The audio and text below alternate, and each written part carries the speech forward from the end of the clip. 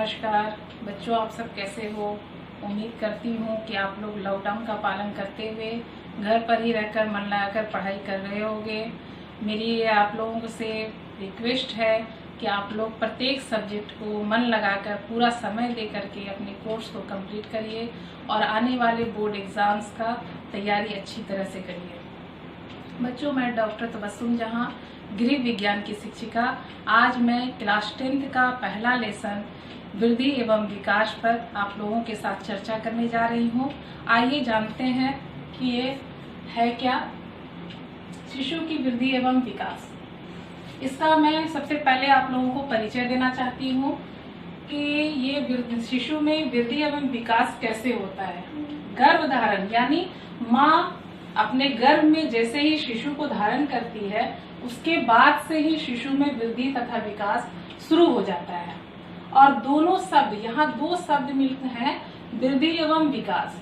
दोनों शब्द में थोड़ी भिन्नताएं हैं जो हम यहाँ पर इसके अर्थ को देखने से हमें स्पष्ट हो जाएगा कि दोनों में क्या भिन्नता है। तो हम चलते हैं वृद्धि का अर्थ है। वृद्धि का अर्थ क्या है? वृद्धि एक संकुचित प्रत्यय है, इसका दायरा थोड़ा सीमित होता है। गर्भधारण के पश्चात ही शिशु में वृद्धि होने लगती है। जैसे ही माँ अपने गर्भ में बच्चे को धारण करती है वहीं से शिशुओं में वृद्धि शुरू हो जाती है। यह बालक के शरीर का आकार, लंबाई और भार के साथ साथ आंतरिक अंगों तथा मस्तिष्क में भी होती है। तो ये था वृद्धि। अब हम चलते हैं विकास का अर्थ देखते हैं कि क्या है। विकास एक विस्तृत प्रत्यय है, यानी इसका दायरा बड़ा होता है। ये जैसे कि हम लोग बराबर कहते हैं कि विकास क्या है, एक निरंतर प्रक्रिया है, यानी जीवन पर्यंत चलने वाली प्रक्रिया है। तो इससे स्पष्ट हो जा रहा है कि विकास एक विस्तृत प्रत्यय है, यह जीवन पर्यंत चलने वाली प्रक्रिया है। इसमें व्यक्ति में मात्रात्मक एवं गुणात्मक परिवर्तन होते हैं, यानी मात्रा में भी परिवर्तन आता है और गुणों में विकास होता है। तो ये जो भी मात्रात्मक और गुणात्मक दोनों ही परिवर्तन एक दूसरे से संबंधित होते हैं। तो बच्चों, आप लोगों को यह स्पष्ट हो गया होगा कि वृद्धि क्या है, एक संकुचित प्रत्यय है और विकास विस्तृत प्रत्यय है। वृद्धि में क्या होता है कि एक समय तक, जैसे हम लोग जानते हैं कि 16 वर्ष तक या 16 से ज्यादा 18 वर्ष तक बच्चों में वृद्धि होती है, लेकिन उसके बाद वृद्धि रुक जाती है।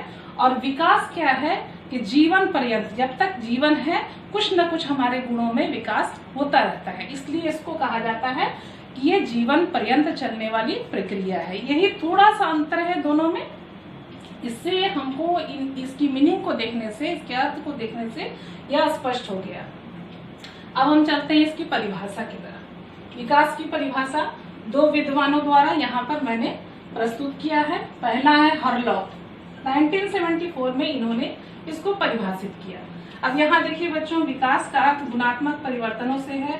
एक नवजात शिशु उठना, बैठना तथा चलना नहीं जानता। जैसे ही बच्चे का जन्म होता है उस समय बच्चा असहाय होता है, वो दूसरों के पर निर्भर होता है। तो उस समय ना वो उठ सकता है, न बैठ सकता है, न चल सकता है, न फिर सकता है।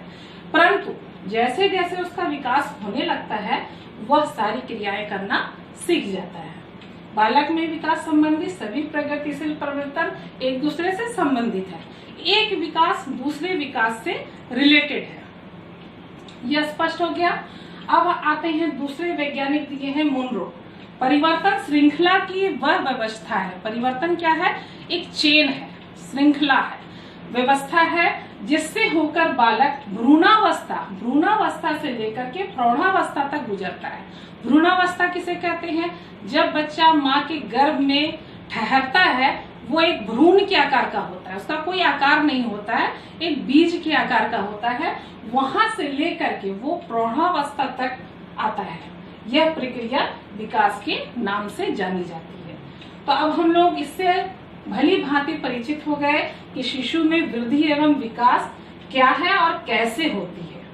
अब हम आगे चलते हैं कि वृद्धि एवं विकास बच्चों में या हमारे अंदर जो वृद्धि एवं विकास होती है, तो कोई भी चीज के होने के साथ उसके साथ सिद्धांत होता है। कोई ना कोई बिना सिद्धांत का कोई भी कार्य नहीं होता है। तो अब हम जानेंगे वृद्धि एवं विकास का सिद्धांत क्या है।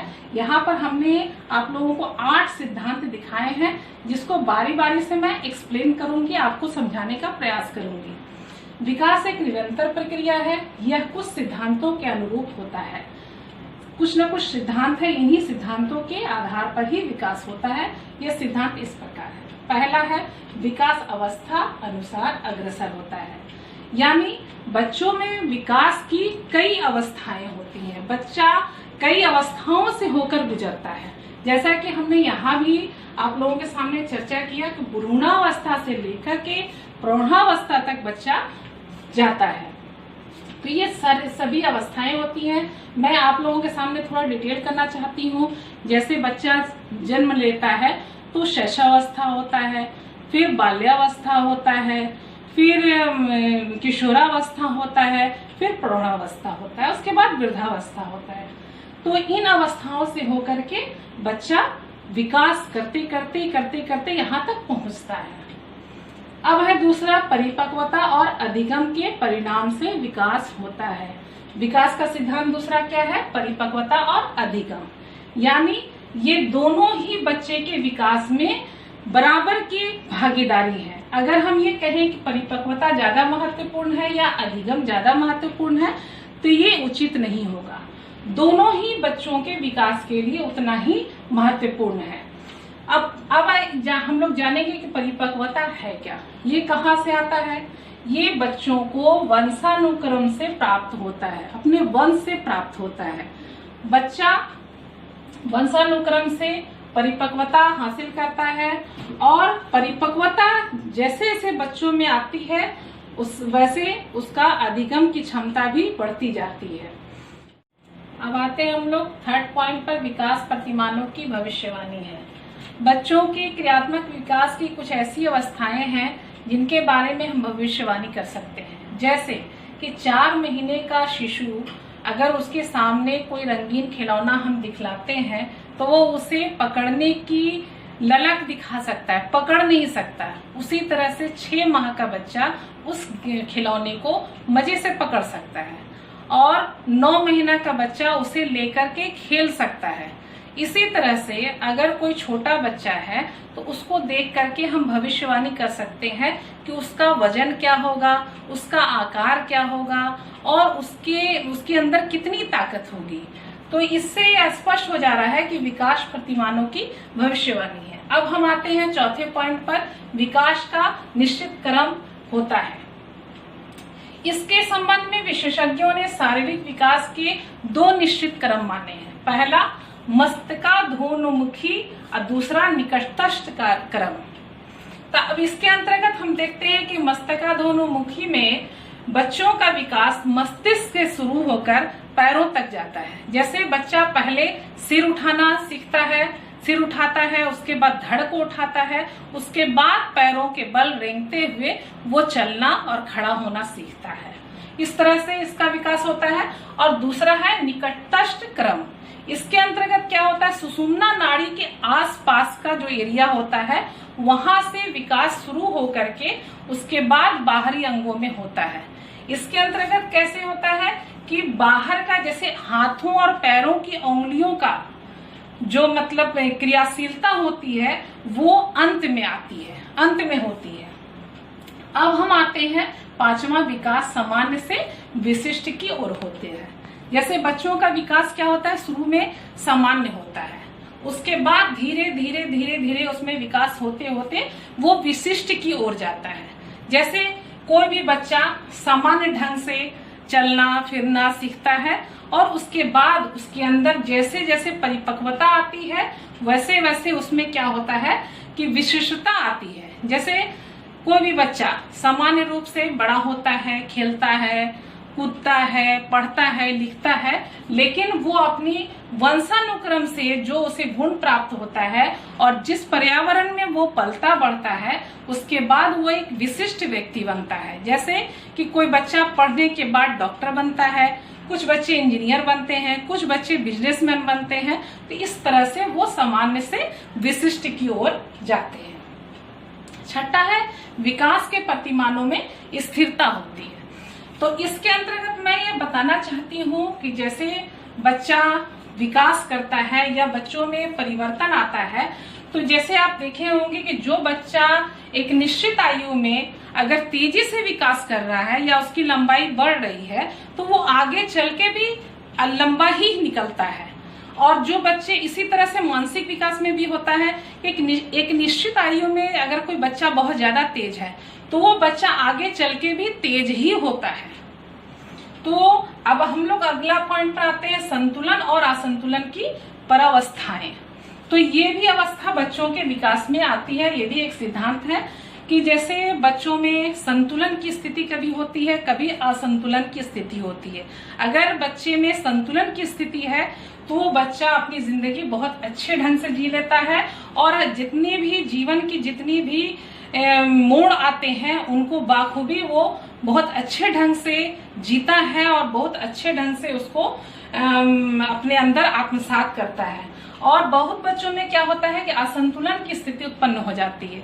तो वैसे स्थिति में क्या होता है, बच्चे में चिड़चिड़ापन, खामोश रहना, झगड़ालू होना या मतलब आक्रामक व्यवहार होना, वैसी चीजें बच्चों में डेवलप कर जाती हैं। तो ये सारा चीज हम लोगों को माता पिता होने के नाते या शिक्षक होने के नाते बच्चों पर नजर रखना है कि बच्चों में किस तरह की स्थिति उत्पन्न हो रही है। अगर संतुलन की स्थिति है तो ठीक है, अगर असंतुलन की स्थिति है तो बच्चों से हमें उनसे बातचीत करना, उनके रूट को मतलब डाइवर्ट करना और उन्हें संतुलन की स्थिति में लाने का प्रयास करना है।